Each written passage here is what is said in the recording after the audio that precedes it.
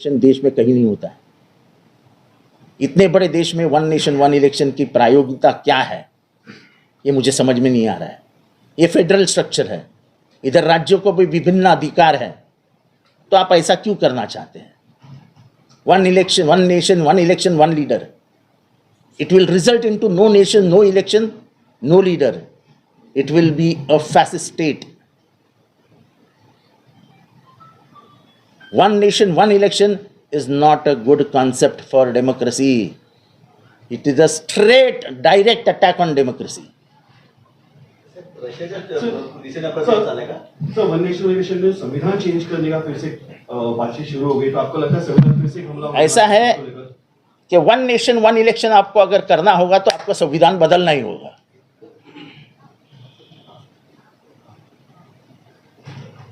आपको अगर one nation one election करना है तो आपको संविधान बदलना ही होगा। छुपे तरीके से संविधान बदलने का प्लान चल रहा है साहब? वो छुपे नहीं, वो खुले तरीके से करते हैं। हम कर क्या सकते हैं?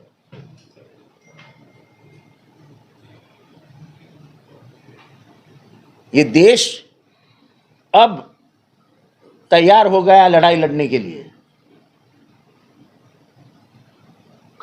वन नेशन वन इलेक्शन के माध्यम से आप लोगों को इशारा दे चुके हैं, हम अभी भी संविधान बदलेंगे और हम मर जाएंगे लेकिन संविधान बदलने नहीं देंगे। जिस तरीके से लोकसभा में आने वाले 4 राज्यों का इलेक्शन नहीं होता है, पर वन नेशन वन इलेक्शन की बात होती है, कहीं इलेक्शन में मुद्दे बनाए। देखो ऐसा है कि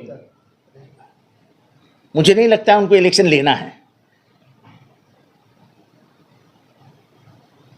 क्योंकि बीजेपी सर्वे पे बहुत विश्वास रखता है। जो सर्वे के नंबर हमको पता चल रहे हैं उनके, तो जाहिर सी बात है कि महाराष्ट्र में उनकी सत्ता नहीं आ रही है, तो अब क्या करेंगे?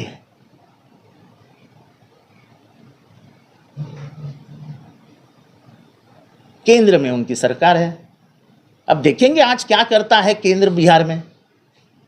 केंद्र की भी जिम्मेदारी है, केंद्र में नीतीश कुमार पार्टनर है, नीतीश कुमार के राज्य में यह हुआ है।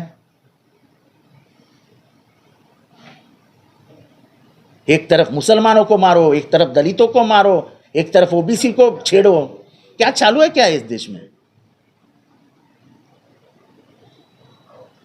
बिहार को लेकर आपकी मुख्य मांग क्या है जो इंसिडेंट हुआ है? नीतीश कुमार जी ने तुरंत इस्तीफा दे देना चाहिए। उनकी नैतिक जिम्मेदारी है, जो खुद को लोहियावादी कहते हैं, जो खुद को कर्पूरी ठाकुर के लाइनेज में देखते हैं, जो समाजवादी विचारों के माध्यम से ऊपर आए, एक वक्त के विद्यार्थी नेता हैं, और उनके राज्य में अगर दलित सुरक्षित नहीं है तो फिर क्या मतलब है राज्य व्यवस्था का?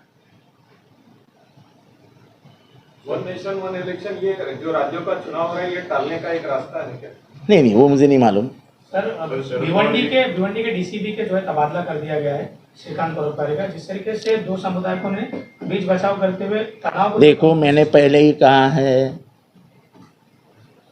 कि दंगल होने वाली थी, परोपकारी जी ने रुका दी। ये दंगल करने का हेतु किसका था वो पूरे भिवंडी को मालूम है। अपनी राजकीय पॉलिटिकल उल्लू सीधा करने के लिए ये दंगल भड़काने का काम किया जा रहा था। मुझे आनंद है कि हमारे खासदार बाळ्या मामा ने जो भूमिका निभाई, उससे ये दंगल हम रोक सके।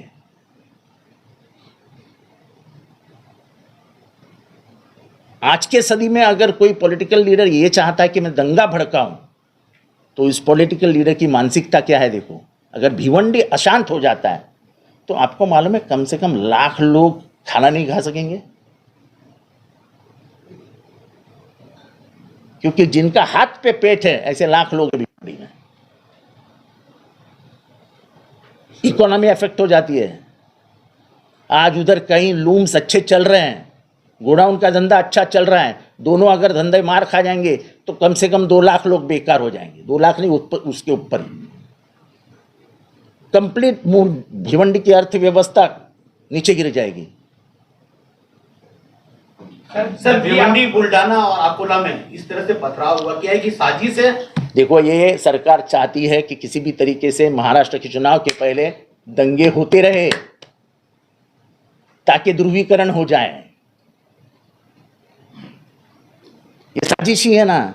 जब एक दंगा रुकाने वाले डीसीपी को आप उठा के बाहर फेंक देते हो 24 घंटे के पहले, बिना कोई कोई इंक्वायरी नहीं उसके ऊपर, कोई आरोप नहीं उसके ऊपर, तो इसका मतलब क्या होता है?